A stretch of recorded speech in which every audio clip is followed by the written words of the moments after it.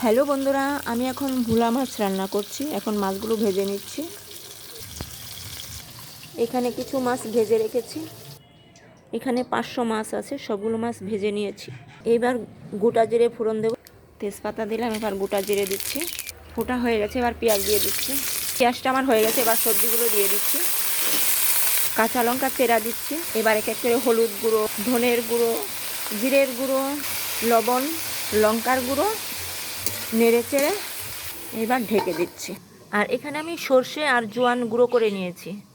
বেটে দিলে আরও বেশি ভালো হয়। সেদ্ধ হচ্ছে। আমার এই উনুনটা এদিকে তাপ লাগে বলে এখানে মাটি দিয়েছি। দুখানা টমেটো দিলাম। মাছগুলো দিচ্ছি।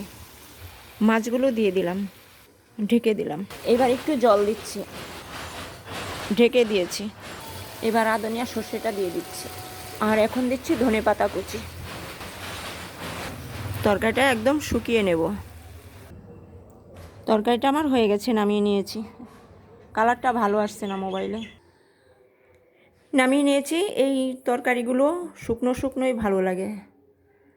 আর রাঁধুনি পেঁয়াজ সর্ষে বেটে দিলে আরও বেশি টেস্ট হয়। আমি তো শর্টে মেরে দিয়েছি।